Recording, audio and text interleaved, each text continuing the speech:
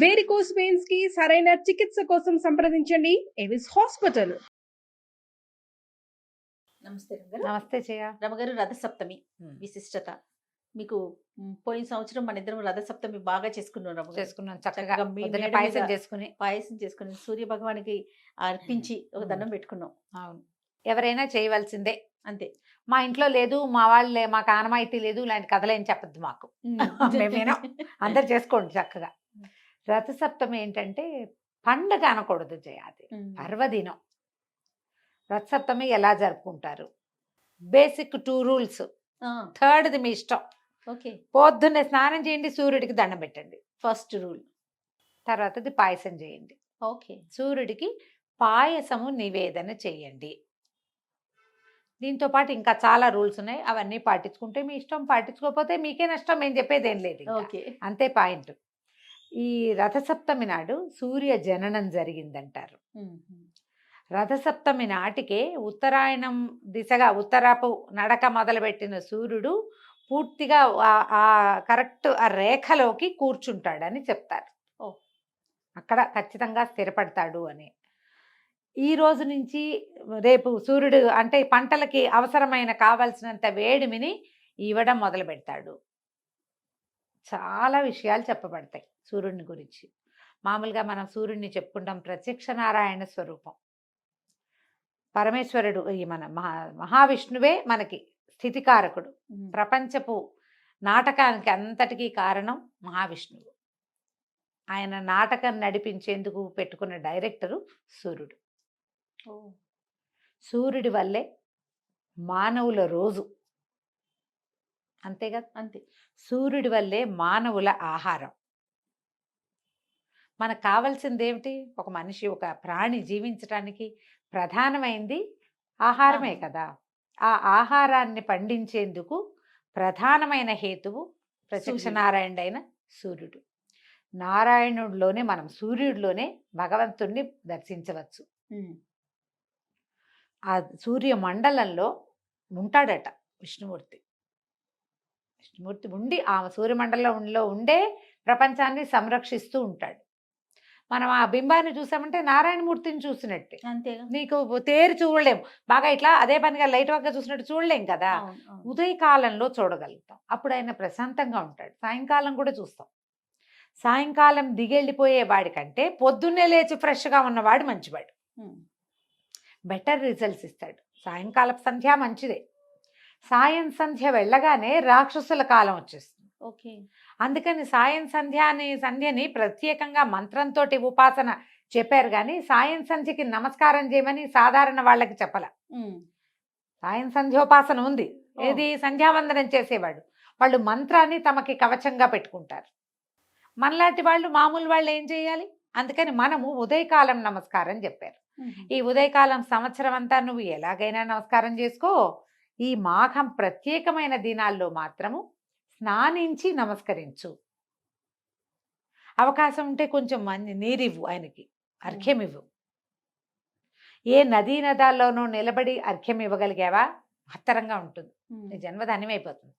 చేయలేవు, మీ ఇంట్లో చెయ్యి. దానికి ఒక రాగి పాత్ర తీసుకో. ఇది ఖచ్చితంగా చేయమని చెప్తారు. ఈ సప్తమి నాడు, రథసప్తమి నాడు సూర్యుడికి అత్యంత ప్రీతిపాత్రమైనటువంటి ఆవు పాలతోటి నివేదన చేయమన్నారు. నేను అనుకుంటా మనకంతా బియ్యం కాబట్టి మనం బియ్య పాయసం చేస్తాం. ఏ నార్త్ ఇండియాలోనో అయితే గోధుమ రవ్వ పాయసం చేస్తారో ఏమిటో వాళ్ళు అనుకుంటా. ఎవరు తగలలేదు నేను ఇది అడగడానికి, అడిగేందుకు కనపడలా, దొరకలేదు ఎవరు. చేస్తారంటారా ఈరోజు? ఏదో చేస్తారు సూర్యుడికి వాళ్ళు కూడా. ఏమిటి చేస్తారు, ఎప్పుడు చేస్తారో కనుక్కోవాలి. అది ఎవరికైనా తెలిస్తే చక్కగా తెలియజేయండి. దాని గురించి కూడా నెక్స్ట్ టైం మాట్లాడదాం మనం. డెఫినెట్గా. అయితే ఈ బియ్యాన్ని పాలతోటి ఉడికించి కొంచెం బెల్లంతో దాన్ని మధురంగా చేసి సూర్యుడికి నివేదన చేయటం. ఓకే. అయితే ఈ సౌరశక్తి ఈ కాలంలో పుట్టేటువంటి చిక్కుడు గింజల్లో విశేషంగా కనపడుతుందట. అందుకని చిక్కుడుకాయలతోటి రథము, చిక్కుడు గింజల్ని పాయసంలో వేయటము, చిక్కుడాకులు నెత్తి మీద పెట్టుకుని స్నానం చేయటము, చిక్కుడాకుల మీదే నివేదనను పెట్టి స్వామికి నైవేద్యం చేయటము, ఇంత విశేషాన్ని చెప్పారు. ఇప్పుడు ఈ చిక్కుడాకులు ఎక్కడ నుంచి వచ్చాయి, పూర్వకాలం నుంచి ఉన్నాయా, అలాంటి ప్రశ్నలు చాలా వస్తాయి మనకి ఈ విధానాలన్నీ ఎవరు అందించారు? ఋషులు మునులు కదా. మన ప్రాంతంలో ఏ ప్రాంతాలలో ఎవరెవరు ఋషులు ఉన్నారో వారు ఆయా ప్రాంతాలలో ఇక్కడ వాళ్ళు ఈ విధానం చెయ్యాలి అని స్థిరపరిచారు. మన ఖచ్చితంగా. నాయనమ్మో ముత్తనాయనమ్మో గుర్తు కనిపెట్లా, వాళ్ళకు కూడా ఎవరో చెప్పారు ఇది. అవునవును. వాళ్ళకు కూడా ఎవరో చెప్పారు. అప్పటికి ఉన్నాయన్నమాట ఇవి. ఉండటం వల్లే. అవును. అంతే కదా. ఇప్పుడు ఈ ప్రాంతంలో ఇవి చేస్తాం, ఇంకో ప్రాంతంలో ఇంకోటి ఇంకోటి చేస్తారు. చేస్తారు.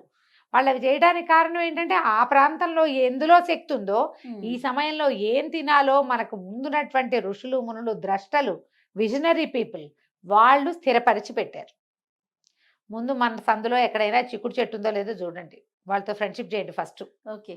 4 చిక్కుడు ఆకులు తెచ్చుకోండి. బజార్లో చిక్కుడుకాయలు ఎలాగో దొరుకుతాయి. లేత చిక్కుడు గింజల్ని కూడా పాయసంలో వేస్తారు కొన్ని చోట్ల. మీ ఇళ్లలో ఉంటే వేసుకోండి. మాకు అలవాట్లేదండి, మానేయండి. కానీ చిక్కుడుకాయల రథం మాత్రం మీరు చేయాల్సిందే. చిక్కుడుకాయల రథము చేయాలి. పళ్ళెంలో చిక్కుడాకులే పరిచి వాటి మీద ఈ పాయసాన్ని వేడి పాయసాన్ని వేసి నివేదన చేయటం. ఎవరికైనా ప్రసాదం పెట్టేటప్పుడు కూడా చిక్కుడాకులో పెట్టండి. ఈ వేడి పాయసం అందులో పెట్టగానే చిక్కుడు సారం పాయసంలోకి వచ్చేస్తుంది. అది ఇంపార్టెంట్. అవకాశాన్ని బట్టి చూడండి. డెఫినెట్గా మామూలు మన చుట్టుపక్కల ఎక్కడో చోట కనపడతాయి మనకి. ఇలా ట్రై చేయండి. ఈ చిక్కుడుకాయలు ఏంటంటే 7 కాయలతోటి చేస్తాం. 4 కాయల కింద, 2 కాయల కింద, మళ్ళీ 2 కాయల పైన ఒక 3 కాయలని ఇట్లా కోణంగా పెడతాం. అవును. పెట్టి రథం, ఆ చిక్కుడుకాయల రథం మీదకి సూర్యుడిని ఆవాహన చేస్తాను. ఆయన ఇక్కడ వచ్చి కూర్చోని. అది దీనికి ఏం చేయాలి, షోడశోపచారాలు చెప్పుకుంటాం కదా మనం. ఆవాహనము, రథ నవరత్న ఖచ్చిత సింహాసనంగా మనం ఇది చూపిస్తాం. ఈ చిక్కుడుకాయల రథాన్ని స్వామిని దాంట్లోనే ఆవాహన చేసి ఉన్నట్లే భావించి ఎక్కడైనా సూర్యరశ్మి పడే చోటే మనం పాయసం వండటము, స్వామికి నివేదించటము 2 చాలా విశేషమైన ఫలితాన్ని ఇస్తాయి. మీకు అవకాశం ఉంటే. మన ఇంట్లోకి ఎండే రాదు, మనకి ఎక్కడ సూర్యుడే కనపడ్డు, దండం పెట్టండి. టెర్రస్ మీదకి వెళ్ళి దండం పెట్టుకొచ్చుకోండి. ఇంట్లో పాయసం చేసుకోండి. మీ దేవతార్చన దగ్గరే నివేదన చేసుకోండి. చిక్కుడుకాయల రథం అక్కడైనా చేసి పెట్టుకోవచ్చు. ఓపెన్ కుకింగ్కి అవకాశం ఉన్న చోట చక్కగా చేసుకోండి. యూట్యూబ్లో బోల్డని వీడియోలు కనపడుతుంటాయి. మేము ఇక్కడ చేసాం అక్కడ చేసామని చూపిస్తారు. వాళ్ళు అవకాశం కుదుర్చుకున్నారు, మన ఇళ్లలో లేవు. దండం నమస్కారమే ప్రద్దానికి.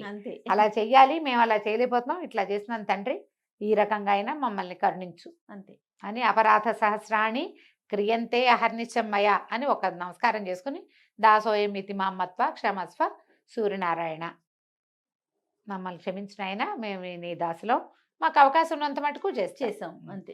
పొయ్యి మీదో కుంపటి మీదో చక్కటి చిన్న ఇత్తడి గిన్నె స్టీల్ గిన్నె పాలు పోసి దాన్ని పొయ్యి మీద పెట్టి ఆ పాలు పొంగుతుండగా నారాయణ నారాయణ అని విష్ణుమూర్తిని తలుచుకుని బియ్యం వేయటం. అందులోకి ఒక 3 గుప్పెళ్ళు, ఒక 3 సార్లు 3 చిటికెలు వేస్తే 3 మాటలు పాలు పొంగనిచ్చి, ఆ పాలు పొంగుతున్నప్పుడు పోతున్నాయి అనకూడదు, పొంగకుండా ఆపద్దు, పొంగనివ్వండి. పొంగుతూ ఉండగా వేసుకోండి. కింద పడితే మంచిదే, పడకపోయినా ఏం కాదు.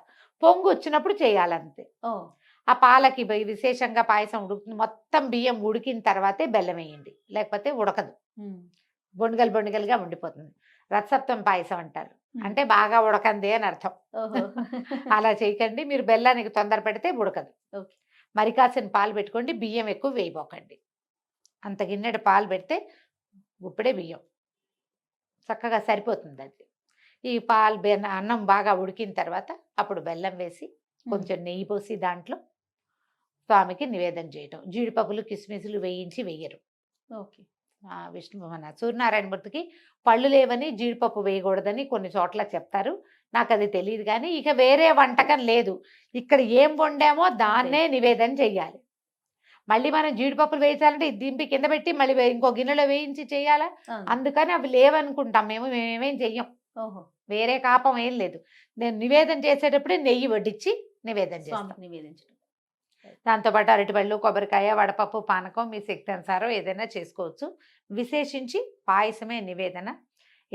సూర్య స్తోత్రాలు మనకు కనిపిస్తాయి. సూర్యమండల స్తోత్రం కనబడుతుంది, ద్వాదశాదిత్య స్తోత్రం కనపడుతుంది. బోలెడన్ని స్తోత్రాలు ఉన్నాయి, సూర్య స్తోత్రాలు. ఆదిత్య హృదయం అత్యంత విశేషమైనది. ఆదిత్య హృదయం చదువుకోండి.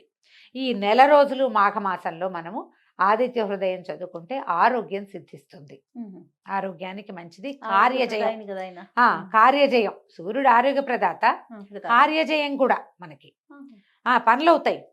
మరి రాముల వారి యుద్ధానికి వెళ్ళేటప్పుడే కదా ఆదిత్య హృదయం చెప్పబడింది. రామాయణాంతర్గతంగా ఉన్నదే ఆదిత్య హృదయం. విష్ణు సహస్రనామం మహాభారతంలో ఉంది, అది అక్కడ ఉంది. ఆదిత్య హృదయం ఇక్కడ ఋషిప్రోక్తం కాబట్టి తప్పకుండా చదువుకోండి. నెల రోజులు ఆదిత్య హృదయం చదువుకుంటే మంచిది. ఈ రోజైనా చదువుకోండి. అయితే దీనికి మా బేసిక్ నియమం ఏంటంటే నూనె వాడకం చేయకూడదు. దీని రోజున రథసప్తమి రోజున వేరే ఇతరత్ర ఆహార పదార్థాలు తీసుకోకండి. సాత్విక ఆహారం తీసుకోండి. సాయంకాలం ఏదైనా ఫలహారం తీసుకుంటే మంచిది. మీరు ఏదైనా సూర్యమండల స్తోత్రము అట్లా ఒక మండల స్తోత్రాన్ని దేన్నైనా పిల్లలకి నేర్పించండి. మీరు చదువుకోండి. ఈ ప్రసాదాన్ని వినిమయం చేయండి, మిగిలిపోకుండా. మిగిల్చి వెనక్కి ఉంచదు, ఎవరో ఒకరి చేతిలో పెట్టండి. ప్రసాదం ఖర్చు పెట్టండి తప్పకుండా. ఇలా మనం ఈ మన రథసప్తమిని ముందుకు తీసుకెళ్ళచ్చు. మన అవకాశాన్ని బట్టి అంతే, ఎంత కుదిరితే అంతైనా చేసుకోండి. ఈ సప్తమి నాడు సూర్యార్చన చాలా విశేషమైన ఫలితాన్ని ఇస్తుంది. నమస్తే. నమస్తే.